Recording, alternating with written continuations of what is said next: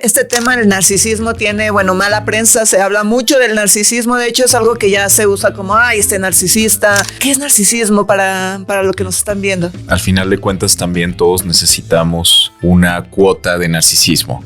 Los narcisistas tienen una gran dificultad para poder ver al otro, para poder reconocer su alteridad, para poder ver su singularidad. Entonces solo importa lo que ellos tienen, lo que ellos creen. Hay mucha presión para poder sobresalir, mucha sobreexigencia, mucha necesidad de ser perfectos desde un ideal que se ha construido y que desafortunadamente también mucho lo vemos desde lo social.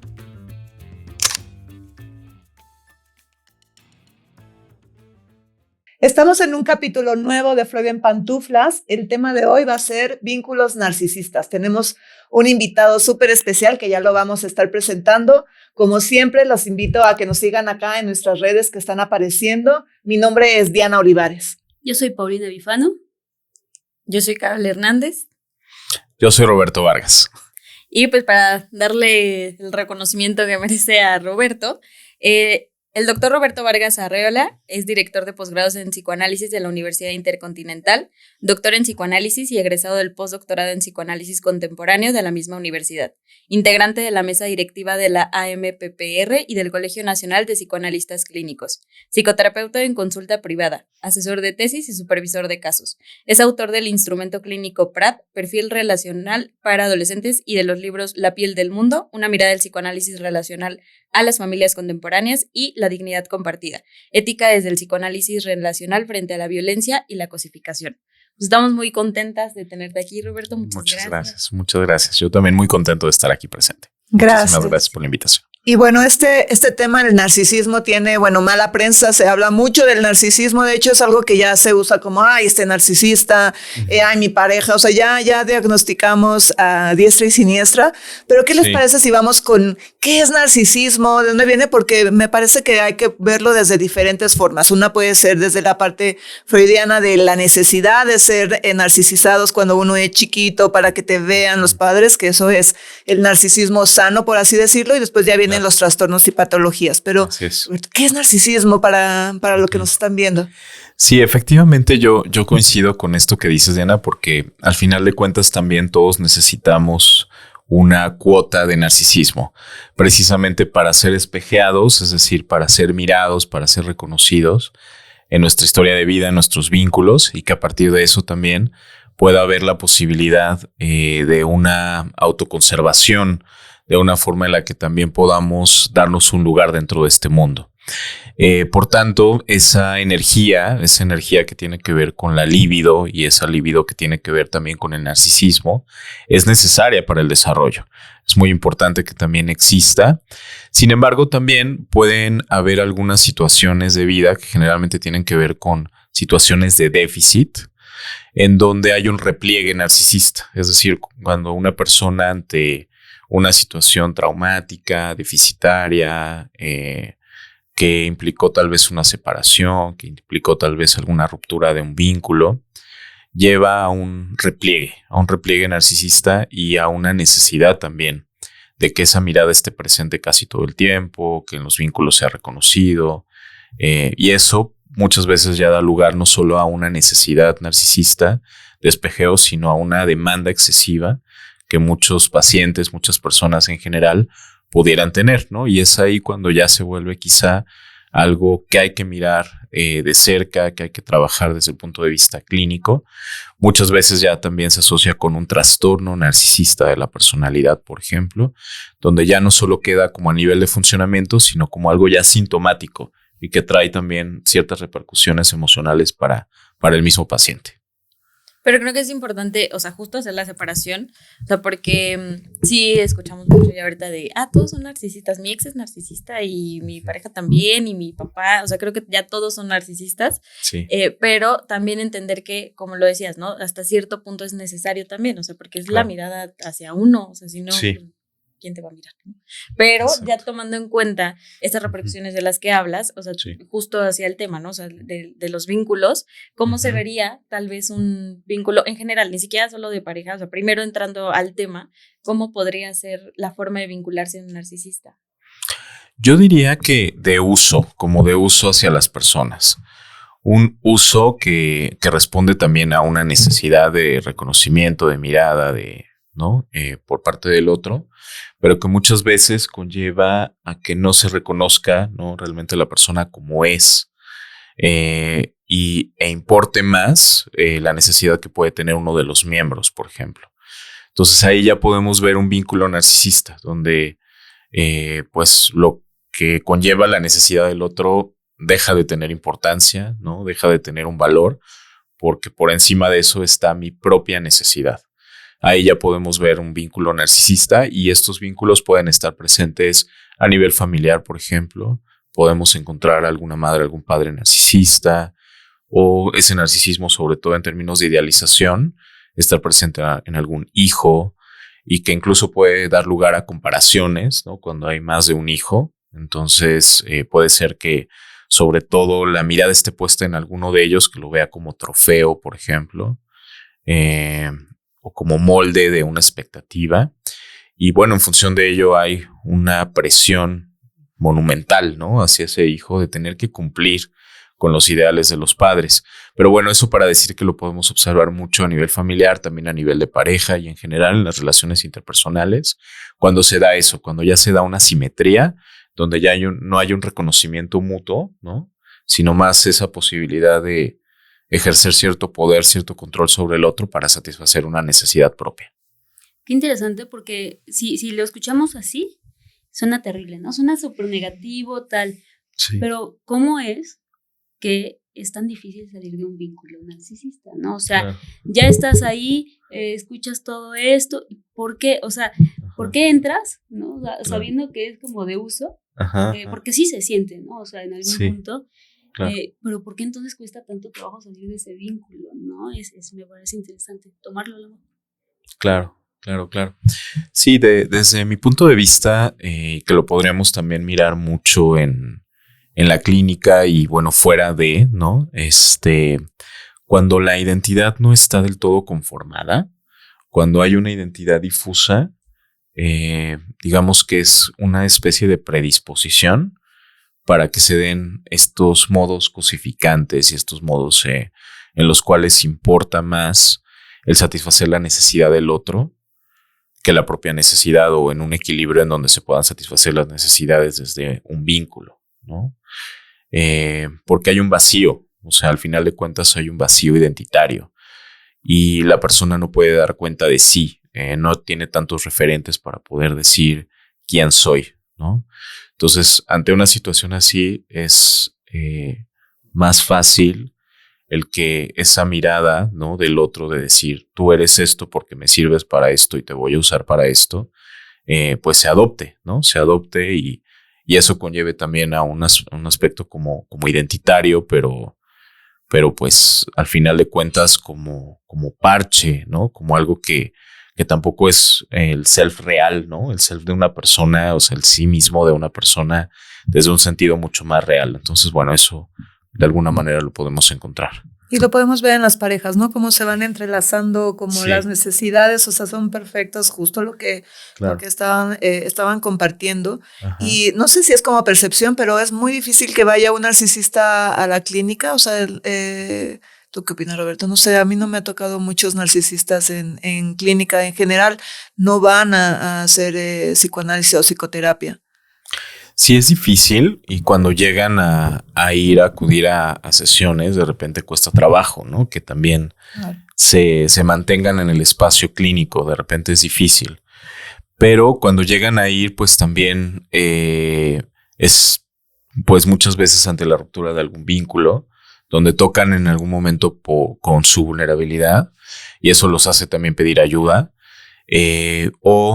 Pues muchas veces son enviados, son mandados, ¿no? Por alguien más, por la pareja, por ejemplo, sin una demanda propia, ¿no? Sin una necesidad propia de acudir a las sesiones.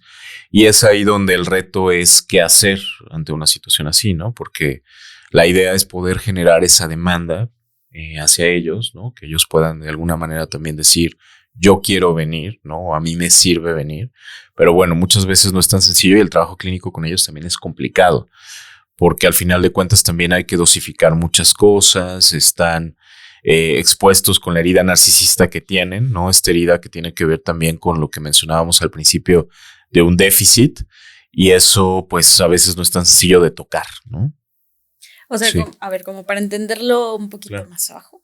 Ajá. O sea, una persona narcisista al final sería una persona que va a usar al otro sin saber si la está pasando bien o la está pasando mal, solamente lo estoy usando para yo sentirme bien o mi satisfacción, ¿no? Así es. Y, o sea, como para irlo entendiendo yo en mi cabeza, pero también pensaba en esto del narcisista que llega a la clínica, como muchas veces llegan como incluso hasta para retar al terapeuta, o sea, porque a mí sí me ha tocado de, pues vengo porque, pues a ver qué sabes tú, porque yo siempre voy a saber más que tú. Entonces, como dentro del narcisismo también se puede llegar a terapia, pero no tanto como porque algo se rompió o porque algo pasó, los mandaron, sino también como en este reto de, pues a ver si me dices algo que yo no sepa o algo que no sepa de mí mismo. Claro. No sé, lo pensaba así también. Sí, porque está de por medio mucho la devaluación, ¿no? La devaluación, es decir, hacer menos al otro, que no deja de ser una proyección, porque al final también quien se siente menos es el mismo paciente o la misma persona narcisista. Es decir, esa vulnerabilidad que tiene no es reconocida como tal, ¿no? Se rechaza, se niega, y eso trae consigo en que se proyecte, ¿no? Que vea al otro como menos. Y a partir de eso, pues él pueda o ella pueda tener una especie de autoafirmación, ¿no? Claro. Como decir, soy más que tú, ¿no? Y va esto muy de la mano con lo que comentas, Carol, claro.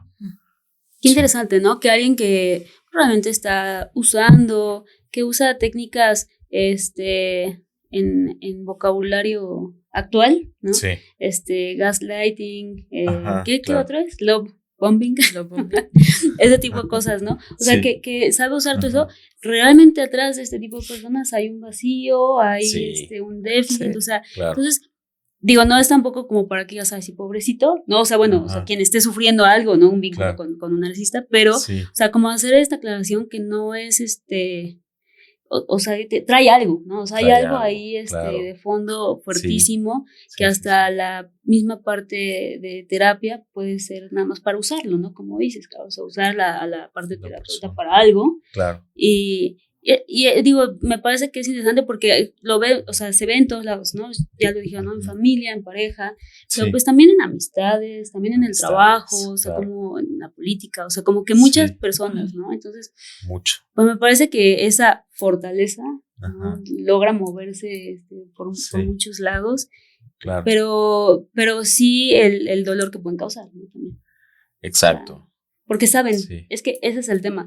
Bueno, por lo menos a mí me ha tocado que saben cómo llegarle a las personas de una manera tan fina, ¿no? O sea, es como si tuvieran un octavo sentido y supieran que esa persona necesita oír eso que estoy diciendo en específico, ¿no? Claro. O sea, como la película de Lo que ellos quieren, ¿no? Bueno, no sé, es muy vieja, pero, o sea, él oía lo que ella decía y usaba como eso para como, ay, no, encantarla y tal. Claro. Pero, o sea, siento que es como un superpoder, ¿no? O sea, para...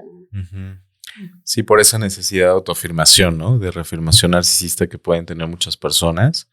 Y que da lugar a eso, a que también controlen, ¿no? Tengan esa necesidad imperiosa de controlar el ambiente, porque en otros contextos, pues no, o ante sí mismo, en la soledad, digamos, pues realmente pueden sentir que no tienen valor, que no importan para las personas, ¿no? Que necesitan hacer un extra todo el tiempo para sobresalir y tener un impacto. Entonces sí es esa pobreza, digamos, en términos también de la psique, o sea, ese vacío que se mencionaba, y que sí, de alguna manera también da lugar a esa herida narcisista que los pacientes con ese narcisismo tienen, que sin duda también es muy difícil que lo puedan hablar de manera directa, ¿no? Para eso se defienden muchísimo, ¿no? Y eso pues también lo vemos muy a menudo.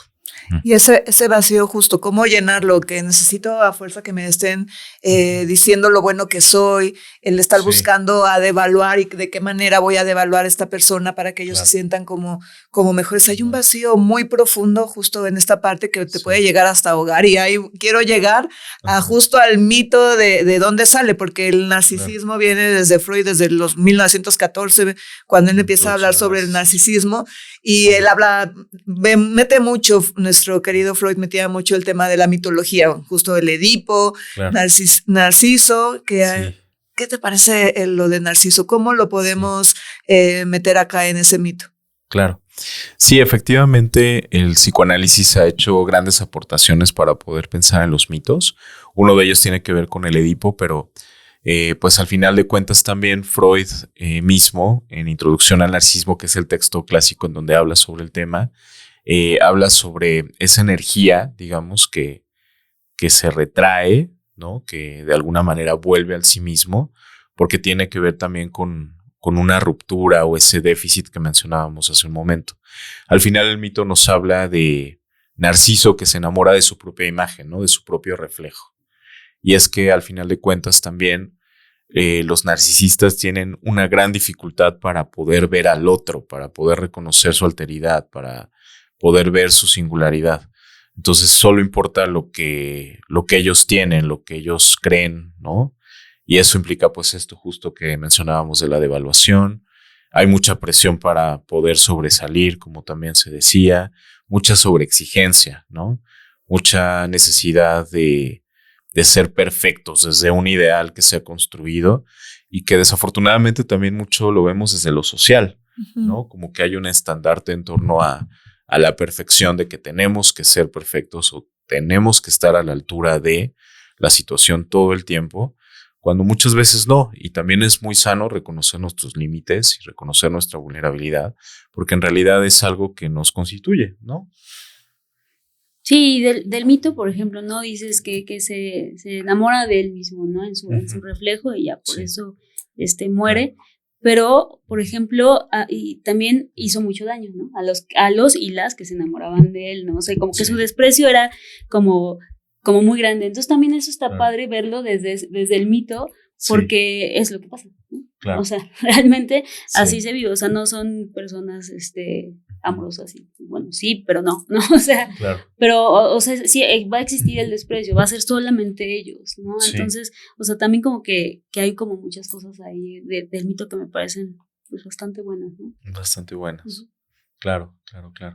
Es que tal vez es como, o sea, porque pensaba en esto que decías del reconocimiento, ¿no? De buscar el reconocimiento, pero hay personalidades que lo buscan sin ser narcisistas, o sea, sin necesariamente tener una personalidad como ya patológica, tal vez para llamarlo así. O sea, quizá es como buscar el reconocimiento hasta en la devaluación o haciendo daño todo el tiempo, o sea, como no nada más un reconocimiento de sí, apláudeme para que se sienta bien, sino necesito que me aplaudas, pero al mismo tiempo te voy a devaluar, pero al mismo tiempo te voy a lastimar, o sea, al mismo tiempo te voy a usar solamente para ese reconocimiento, o sea, no tanto como un aplauso general, ¿no? Así es. Sí.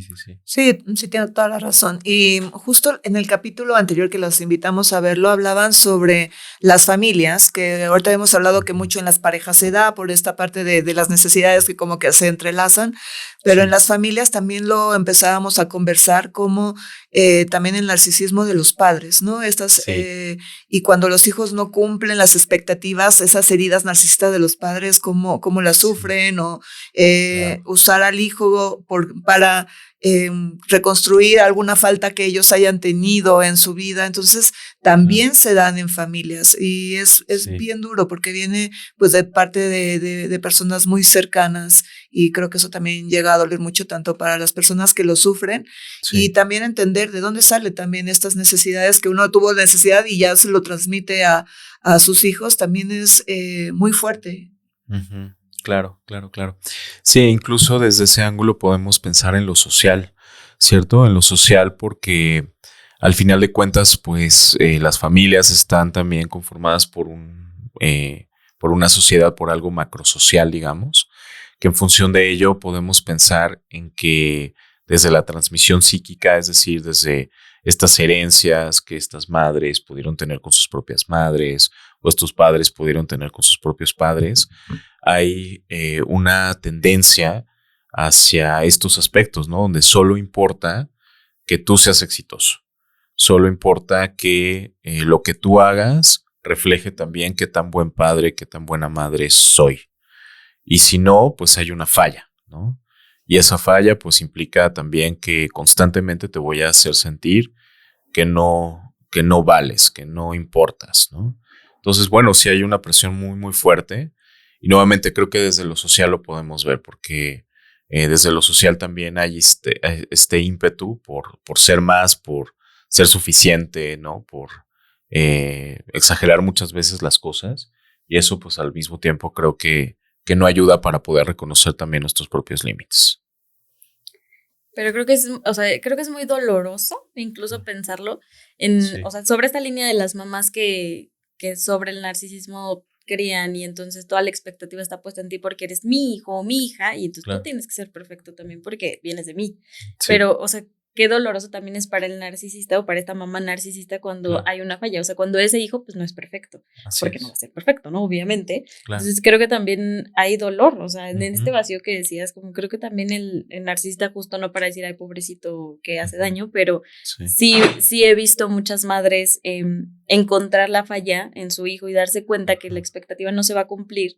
Porque pues es la vida y la identidad la va formando el hijo. Pero sí creo que sí hay un punto en el que tal vez con terapia, tal vez con trabajo, pero llegan a ese momento de darse cuenta, pero creo que es doloroso ese momento también. Muy doloroso, sí. Y tiene que ver con ese dolor asociado a la herida narcisista, que el narcisista también va a intentar no contactar todo el tiempo y por eso en la terapia se va a defender cada vez que le hagamos mención de los afectos, cada vez que hagamos mención de esa situación que le dolió tanto, ¿no? El no ser mirado, el no ser reconocido por sus padres desde su singularidad. Entonces sí, es algo, por supuesto, muy doloroso. Y acabas de decir algo súper importante, bueno, por lo menos a mí me movió mucho de que al final estamos hablando de las madres, pero hay que entender también la historia de las madres, porque también las madres que son las madres narcisistas seguramente tenían pues varias expectativas de la otra generación, entonces muchas veces a los padres no se les ve como más madre y padre, pero también ellos, seres humanos que también tuvieron una historia, que también fueron niños, y entenderlos también desde esa parte es toda una cadenita, ¿no? También lo hablábamos, como las familias son herencias de ideologías, herencias de muchas cosas, y también percibirlos, no justificando todas estas acciones como porque claro que sufre al que le están poniendo la violencia, pero como hay toda una historia, ¿no? El que es narcisista, de dónde viene, qué fue lo que le hizo estar en esa posición, también es súper fuerte. Hablando de este déficit, o sea, como para entenderlo un poquito. Claro. O sea, ¿cómo lo podrías explicar justamente? O sea, porque es como el déficit, la falta de cariño, o sea, pero también podría ser como justo una expectativa muy, muy fuerte y muy cargada que también podría después surgir en una persona narcisista, pero o sea, porque el déficit no es solo falta, sino también como está apuesta, ¿no? Entonces, ¿cómo se podría ver un déficit ya a la hora de la crianza? Claro. Sí, yo creo que tiene que ver con esa ruptura, ¿no? De una continuidad existencial, de una forma en la que un niño se va desarrollando y va también teniendo pues sus propias necesidades. Y ante eso, pues observamos como muchas veces a partir de esa imposición, ¿no? Que incluso también mencionábamos en el episodio anterior, esta imposición, de repente ya no importan sus necesidades. Él tiene que cumplir las necesidades de alguien más, sea quien sea, ¿no? La mamá, el papá, otra figura. Y eso pues acontece en muchas historias de estos niños, en donde ya no son mirados, ¿no? Ya ese espejeo, ese reflejo que un niño necesita, porque al final de cuentas eso también necesitan los niños, esa mirada, ese espejeo, ese cuidado, ¿no? Ya no lo tienen. Entonces lo que les queda a partir de ese déficit es poder reconstruir un tanto ese ideal de lo que ellos leen, ¿no? Que esperan los padres, por ejemplo, para cumplir con esa expectativa, pero ya no son ellos mismos, ¿no? Ya se pierde algo de la originalidad, de la subjetividad, de la singularidad, y eso es una pena, ¿no? Eso es una pena muy grande porque se renuncia a algo muy propio, ¿no? Del sí mismo. Entonces, yo pensaría que desde ahí podemos pensar en el déficit como algo que se detiene, que viene con cierto curso, pero en algún momento ya hay una detención en el desarrollo. Y sí, a partir de eso, el niño ya no puede ser el mismo, ¿no? Y eso puede acontecer desde el inicio de la vida, ¿no? Sabemos que las madres muchas veces pueden tener depresión postparto y de ahí pues tener episodios depresivos durante mucho tiempo, situaciones familiares muy complejas. Entonces, puede ser que ante todos estos acontecimientos, el niño realmente no haya tenido una sensación de que importa para el otro, de que tiene un valor para el otro. Y bueno, se importa también más el ideal de los padres en el sentido de que tú también tienes que ser perfecto porque ese es el reflejo que también me vas a dar como tu mamá, como tu papá, pues tampoco importa lo que el niño necesita o lo que el niño quiere, ¿no? Ujú. Claro. Qué fuerte, ¿no? Que no importe, o sea, lo que el niño Sí. necesita. O sea, que Claro. realmente lo que importa es lo que esperan de ti, ¿no? Así es. Porque me parece que es un peso que se lleva por siempre, ¿no? O sea, aquí ventaneándome, ¿no? A lo mejor yo siempre pensé que yo tenía que ser ingeniera para importarle a mi mamá, ¿no? Que le encantan las matemáticas. Sí.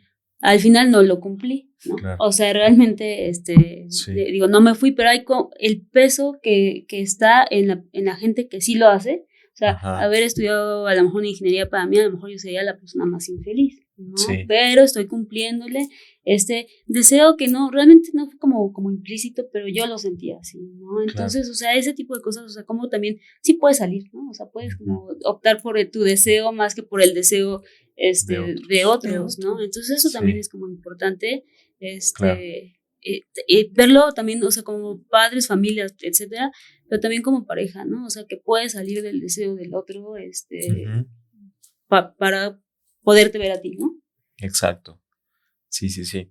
Y sí, yo creo que estamos desmenuzando de alguna manera el funcionamiento narcisista a partir de dar cuenta de estos acontecimientos de déficit, de esta herida narcisista, ¿no? De lo que ha implicado también las expectativas de los padres y demás. Pero ya en una relación interpersonal también habría que retomar esto que al principio decíamos. Muchas veces cuando se está en una relación con una persona narcisista, habrá que identificar, por supuesto, que sí tiene una historia, y que esa historia pues está cargada también de situaciones difíciles, como muchas de nuestras historias, y que ante eso, si la persona no está dispuesta a trabajar en sí mismo, a trabajar en términos de lo que puede implicar una revisión sobre sus propias conductas, sus propias acciones, sus propios pensamientos, lo más conveniente también es valorar qué tanto me conviene, ¿no? O estoy dispuesto a estar en una relación en la que voy a sentir que me usan, ¿no? Y en función de eso, pues poner límites, ¿no? Los límites que también son necesarios. Se puede trabajar en pareja si es que la pareja tiende hacia el narcisismo, ¿no? Es decir, se puede optar por un abordaje de pareja, una terapia de pareja, por ejemplo. También existen formatos de terapia para trabajar con las familias, una terapia familiar. Pero lo importante acá es que también el paciente, la persona narcisista, pueda tomar conciencia sobre lo que está pasando.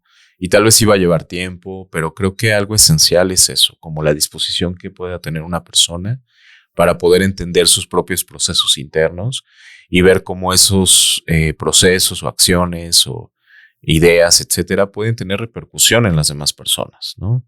Que eso a veces también un narcisista, digamos, de libro, no lo ve. O sea, no se percata que eso también puede generar sufrimiento en el otro.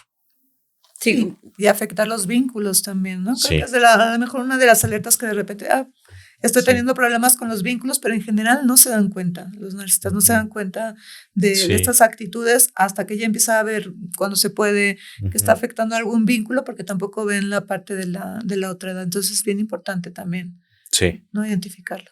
Creo que también, o sea, en esto que decías de ya que lo reconoces, ya sea familiar, pareja o lo que sea, ¿cuál es el costo, no? O sea, si estás dispuesto a vivir ese costo, ya que lo viste, y porque yo siempre les digo, como no hay decisión buena o mala, sino pues la consecuencia ahí está, y si la quieres vivir adelante. Claro. Pero justo para llegar a ese punto, ¿cómo poder reconocer que estoy en un vínculo de pareja o de familia o de amistad con un narcisista? Porque sí creo que de repente se puede justo estigmatizar mucho de, no sé, o sea, ya nos peleamos y ya discutimos y me insultó una vez, es narcisista. Entonces, ¿cómo poder diferenciar que estoy en un vínculo narcisista con una pareja o con un amigo, pero que como para darme cuenta, porque a lo mejor la otra persona pues no va a andar por la vida diciendo soy narcisista y entonces, pero ¿cómo yo me puedo dar cuenta que estoy en ese tipo de vínculo?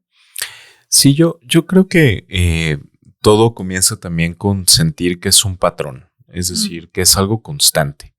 Es algo que no viene de una situación aislada, sino que ya del tiempo que llevo relacionándome con esa persona, lo he sentido, lo he percibido de esa manera. Y en general, lo que yo diría que puede ser un aspecto muy importante, ¿no? De reconocimiento de que se está en una relación narcisista, es un cierto ejercicio de poder, como una cierta simetría en donde el narcisista siempre quiere, o por lo general quiere, tener el control de la situación. Y hay devaluación de por medio, hay una sensación de que, como decíamos hace rato, se usa, ¿no? Se usa al otro, o tengo esa sensación de ser usado, ¿no? Entonces, yo creo que son algunos elementos que podemos considerar como ejes para poder dar cuenta de cómo identificar que se está en una relación narcisista. Pues muy interesante. También el otro de las cosas que estaban hablando también de la parte social. Sí. Ahorita con todo el tema de las redes sociales, de ser perfectos, que también lo estaban mencionando, como también la parte social, que es parte del ambiente en el que vivimos, como también puede ir dirigiendo hacia esta parte, hacia los cuerpos perfectos, hacia todo. Entonces el narcisismo también podría estar en estas acciones, ¿no? De verme y justo ver todo, llegar a esos estándares ideales que te ponen dentro de las redes. Creo que también es otro de los fenómenos que se están dando actualmente. ¿Qué opinan? Sí. Sí, bueno, es que las redes sociales creo que son un tema, ¿no? O sea, creo que han aumentado muchas situaciones, o sea, han aumentado sí, o sea, muchas sensaciones en cuanto a, o sea, narcisismo, en cuanto a depresión, ansiedad, justo por todo lo de la belleza, mil cosas, ¿no? Hasta hombres, padres perfectos, o sea, como que son muchísimas cosas que ha aumentado, ¿no? Pues si nos vamos como justamente a este tema, me parece que sí, ¿no? Sí, o sea, sí tiene ahí un gran peso porque tú has aguantado, ¿no?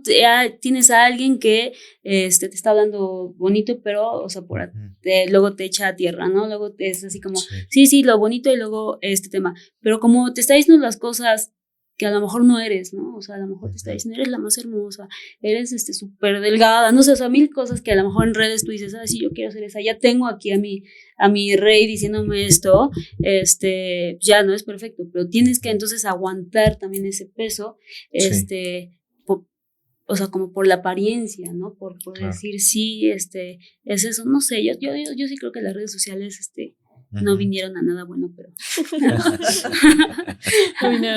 O sea, es que sí creo que sí tiene mucho que ver, porque, a ver, también creo que puede ser como una herramienta para el narcisista, porque ahí va a recibir el reconocimiento todo el tiempo, y incluso en un tema muy comercial, o sea, lo recibo y gano dinero, y entonces entrego, o sea, como un tema muy comercial. Entonces sí creo que también es una herramienta, pero creo que desde esa misma herramienta sigue tocando esta parte vulnerable del narcisista de, híjole, pero ya me llegó un comentario en donde me están criticando, y no lo va a salir a decir de todos los haters, pero, o sea, sí se va a sentir. Entonces creo que se juegan ambas. O sea, uno, el reconocimiento que se está teniendo de todos los comentarios buenos, pero también los comentarios malos que están atacando sin que los demás lo ven, pero están atacando como esa vulnerabilidad del narcisista, que al final, pues como que siento que eso lo complica. O sea, porque están las dos partes, claro. 100% están las dos partes en las redes. Sí. Sí, porque además la autoestima se basa mucho en el reconocimiento externo, ¿no?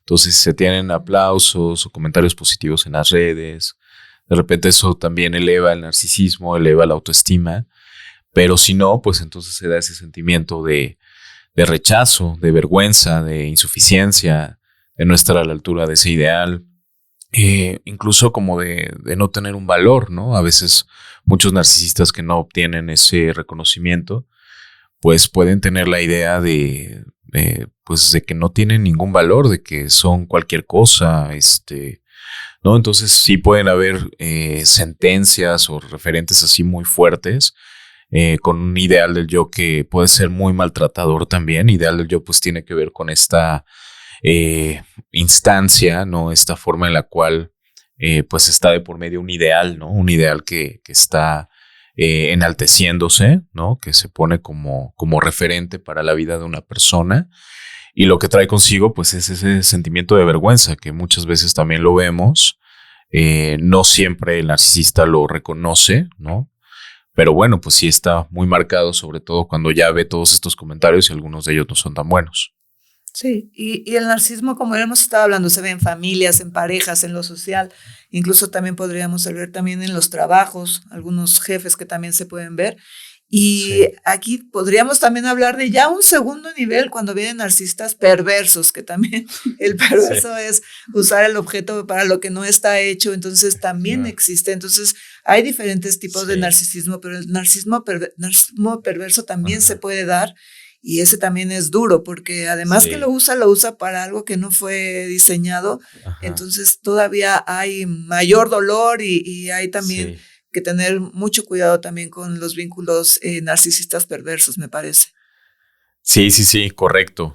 Sí, desde la literatura podemos encontrar muchas modalidades de narcisismo, efectivamente, y algunas acompañadas de otras patologías, ¿no? Al principio de nuestra charla hablábamos de que cierto narcisismo es normal, necesario en la vida de una persona, pero bueno, por supuesto ya hay situaciones mucho más delicadas a nivel de síntomas, a nivel de rasgos de personalidad, que ya conllevan no solo a un uso, sino a un abuso, a una explotación sobre la otra persona, en donde ya hay una transgresión importantísima. Y bueno, en ese sentido ya estaríamos hablando de vínculos narcisistas perversos. Yo quería como hablar un poco también, porque no sé si ustedes lo noten, pero yo siento que se habla mucho del narcisista, o sea, él, ¿no? O sea, del hombre. Pero, o sea, como que todo ¿no? Son todas las mujeres diciendo, no, él es un narcisista. Creo que era lo que tú decías, ¿no, Carol? Para que no se use de más esa palabra, porque a lo mejor no lo es. Solo se usa como insulto. Entonces también, bueno, eso es uno, ¿no? Pero la otra es que no solamente los hombres son narcisistas, ¿no? Claro. O sea, solo el hombre puede ser narcisista, sino también la mujer. ¿No? Porque realmente yo sí lo veo así, o sea, siento que hay un sesgo importante en redes sociales, ¿no? Donde se habla de cómo reconoce a el narcisista, amiga, date cuenta, no sé qué, o sea, como que todo, pero yo no he visto, o sea, a alguien ilumíneme en mis redes sociales, si encuentran algún video donde pongan así, reconoce a la narcisista, ¿no? Es importante también como, ¿por qué? ¿No? Sí, quizá más allá del género hablaríamos de vínculos, ¿no? Vínculos narcisistas, vínculos en donde ambos miembros de la pareja, por ejemplo, o en un sistema familiar se dan estos vínculos, se dan estos modos de relación. Y recordaba con este comentario, también en la literatura del psicoanálisis podemos encontrar un texto que habla sobre el narcisismo de piel fina y el narcisismo de piel gruesa. Y es que el narcisismo de piel gruesa tiene que ver un poco con lo que estamos describiendo de un narcisista que busca reconocimiento, admiración, aplauso, etc. Y es más abarcativo, digamos, más expansivo, como que entra a una habitación y luego lo ves porque se hace notar. Y un narcisismo de piel fina es alguien mucho más replegado en sí mismo, mucho más retraído quizá, más asociado quizá a la vergüenza. Pero la característica común es ese déficit que mencionábamos hace un momento. Digamos que algunos lo tienden a expresar de manera mucho más abierta, notoria, explícita, y otros quizá desde un sentido más retraído. Y a lo mejor así podemos ver algunas parejas, más allá del género, quizás sí podemos ver algunas parejas en donde de manera muy visible podemos ver al narcisista, pero no es que la otra persona esté exenta de, ¿no? Puede caber también la posibilidad de que tenga un déficit y que en ese sentido se enlacen, ¿no? En un vínculo de pareja. Qué interesante. ¿Hijos de narcisistas? ¿Sabes de narcisistas? Hay un mito, ¿no? Dicen. ¿Será? Claro. Pues yo creo que hay un patrón, ¿no? De repente hay un patrón, pero siempre también la terapia nos ayuda a conocer estos patrones, es decir, de dónde venimos y qué podemos hacer con eso. O sea, qué cambios podemos hacer, cómo podemos replantear nuestras historias, cómo podemos replantear nuestros vínculos actuales. Y creo que la terapia ayuda muchísimo para eso. Por tanto, también hay la posibilidad de cambios psíquicos en donde podemos marcar una distancia con nuestros modos de relación habituales. Entonces, bueno, eso diría con respecto a esa forma en la que a veces se transmiten los modos de relación narcisistas. Yo creo que sí, o sea, sí darle mucha importancia a la terapia, o sea, porque yo lo pensaba, igual ventaneándome, yo bailé muchos años, no o sea, no soy narcisista, no tengo papás narcisistas tampoco, pero yo bailé muchos años. Sí. Por elección dejé de bailar, pero antes, cuando todavía bailaba, mi discurso era, no, mis hijos, sea el género que sea, van a ir al ballet desde los 3 años y van a bailar toda su vida, ¿no? Entonces mi papá luego me cuestionaba de, bueno, ¿y si quieren box? ¿Y si quieren fútbol? Y yo, bueno, luego vemos, pero primero van a empezar con el baile, ¿no? Obviamente eso fue hace muchos años. Sí. Pero la importancia de también yo, por ejemplo, estar en un proceso que al final cuando sea mamá me permita decir como, bueno, o sea, si quiere y si no también, o sea, no imponerle un deseo que fue mío y que es mío a un futuro bebé para que entonces crezca sobre esta imposición, sobre esta expectativa que yo voy a poner. Entonces creo que sí es muy importante la terapia para eso, o sea, independientemente de si ya eres o no eres narcisista, o sea, creo que aún así está como el riesgo un poquito de poner una expectativa muy grande en esos futuros bebés. Entonces, o sea, sí, creo que la terapia pone una importancia muchísimo aquí, no sé.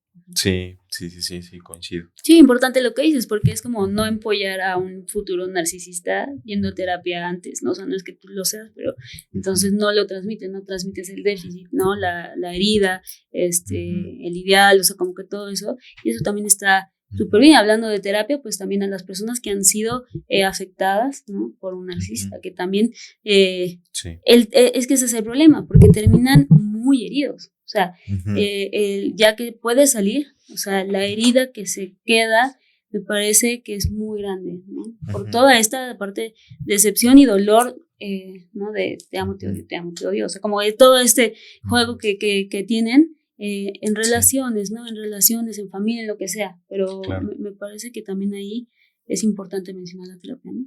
Y lo hemos venido hablando, yo creo que la importancia justo de hacer estos procesos para entender cada una de nuestras historias es muy singular, hay mucha subjetividad en todo lo que nos pasa, pero justo estamos como muy, tanto en familias, estamos en una sociedad, entonces nos podemos dar mucho, o tener esta parte de narcisismo o enfrentarnos a narcisistas, por eso es la importancia de conocernos mejor, de conocer nuestra historia y cómo podernos replantear nuevamente en dónde estamos. Pues no sé si quieren, para ir cerrando, que ha sido un capítulo muy, muy alimentador, ¿quieren cerrar con alguna idea sobre el narcisismo? Roberto, ¿tú quieres cerrar con algo? Sí. A mí me gustaría cerrar con esta idea del amor y el odio que se mencionaba hace un momento, que Pau mencionaba, porque al final de cuentas es algo que encontramos mucho en estas relaciones, ¿no? Hay una necesidad y a partir de eso pues también una necesidad narcisista y desde ahí se puede buscar esa proximidad con el otro, pero bueno, siempre y cuando sirva de algo, ¿no? Cuando ya no sirve, entonces hay una distancia, hay un abandono, hay una separación. Y eso, pues, hasta cierto punto puede dar lugar a la ambivalencia. Y en función de ello, también puede haber un intervalo entre la idealización y la devaluación, ¿no? También un narcisista puede llegar a idealizar si también ve que la otra persona le puede dar una gratificación a una necesidad, ¿no? Entonces puede devaluar, puede idealizar también. Y esto también nos lleva a un planteamiento de que detrás de cada idealización hay devaluación, o puede haber en algún momento devaluación y viceversa, ¿no? Entonces es algo que también pues puede ser un indicador de si se está en una relación con alguna persona narcisista. Pero creo que es importante porque al final hablas también de que el narcisista también idealiza.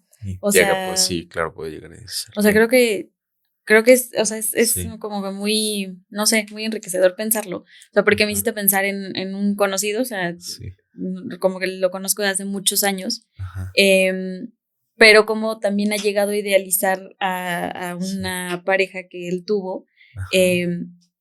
Es él, pero pues es el único que conozco, ¿no? Perdón, Pau, no encontré una mujer, pero idealizó como a una pareja que él tuvo que sí le dio un reconocimiento durante mucho tiempo, entonces, y él lo reconoce, o sea, él lo ha platicado conmigo, es un amigo de hace muchos años, en donde esta persona le dio como un reconocimiento durante mucho tiempo, ¿no? Claro. Y es a la única persona que, por ejemplo, no devalúa. O sea, es a la única persona que no toca, o sea, que esa persona ha sido así, pilar en su vida importante, pero justo, no la toca. A todas sus exparejas sí, pero a ella no. Entonces, como que, ¿cómo también puede existir esta otra parte, no? Así es. Sí, sí, No sí. lo había pensado así, la verdad. Sí, así es, así es. Sí, digo, yo tuve ya le he contado, ¿no? Un cocinero que era muy, muy, muy narcisista y, o sea, es como difícil entenderlo porque pues si él trabajaba para mí y yo siendo la jefa, como él lograba, o sea, a mí atraparme, ¿no? En sus redes narcisistas y yo aceptar absolutamente todo, ¿no? O sea, yo aceptar siempre todas sus demandas, o sea, de uso, ¿no? Claro. A pesar de que yo terminaba sintiéndome muy mal siempre, ¿no? O sea, fueron muchos años realmente. Entonces sí me parece impresionante porque sí se puede ver en todos lados, o sea, no solamente es el jefe ¿no? Sí. También puede ser al revés. Digo, sí, o sea, yo también me servía mucho su cocina, ¿no? O sea, sus alimentos y tal, pero pero ¿a qué costo? Sí. ¿No? Y esta parte en la que, el ejemplo, ¿no? Se los voy a dar, cómo sublima, ¿no? Cómo esta parte narcisista en los alimentos y salir a ver así como todos disfrutaban su comida, era como un goce así absoluto, ¿no? Pero que alguien dijera, oye, no sé, un pelo, ¿no? No sé, lo que sea. No. O sea, se caía el mundo. Entonces es un ejemplo, claro, como para verlo un poco más sencillo, porque no es amor, no es pareja, ¿no? Pero cómo se les puede, se derrumbaba de una manera absoluta, como Narciso en el lago muriéndose, así, o sea, mal. Claro, pero entonces luego otra vez, o sea, usaba y, ¿no? Sí, como que tienen esa fuerza, ese ímpetu para escalar, ¿no? Como un tsunami. Y a usar a todos para otra vez estar así como, y eso te habla del déficit, ¿no? O sea, como no puedes así, no sé, si yo cocinara y no te gustó, pues diría, te bronca. Sí. Claro. Déficit, o sea, que él siente en todo, era en todo, ¿no? Pero es muy fácil verlo con la comida porque creo que es muy entendible. ¿No? Entonces ese vacío, digo, qué terrible y qué mal que no sea tan fácil que vayan a terapia. Qué mal que la terapia sea tan complicada y a lo mejor no se queden porque me parece que el dolor y el vacío que sufren es gigante. Sería hermoso poder trabajar con ese tipo de personas para que pudieran ser un poco más felices y no vivir a costa de dañar y hacer como tanto dolor, ¿no? En muchas personas. Pero, así es. Y yo también iría cerrando justo con esta parte del déficit, cómo se da desde tan chiquitos, desde la crianza, justo hablaban recién casi nacidos en esta falta de ser vistos, o sea, la importancia justo de reconocer, de ver a los niños es básica para todo lo que va a ser su vida y todo cómo se va como cocinando todos estos tipos de trastornos ya cuando es uno mayor. Entonces también es como un llamado también para los que están maternando o paternando, haciendo la función de criar desde ese lugar, desde el amor, desde la compasión, porque creo que es eso, esto viene, la raíz es de no haber sido visto, un dolor terrible por un déficit, y de ahí ya se viene todo el uso de las personas y todo lo que hemos venido hablando. Así que qué importante la terapia, ha sido de verdad un gusto estar con cada uno de ustedes. Muchísimas gracias, Roberto, gracias. Nosotros siempre estamos también viendo lo de tu libro, que tu libro está realmente espectacular. ¿Dónde lo podemos encontrar? Aquí lo tenemos. Lo hablamos en un episodio anterior también para que vayan a verlo. Y habla mucho de vínculos, de familias, así que es muy contemporáneo, muy recomendado. Sí, se puede encontrar en la clínica Dasein y el teléfono de contacto es 55 20 22 06 84. Nos pueden escribir y ahí les damos más información. Muchas gracias. Muchas gracias. Nos vemos en el próximo capítulo. Gracias. Muchas gracias.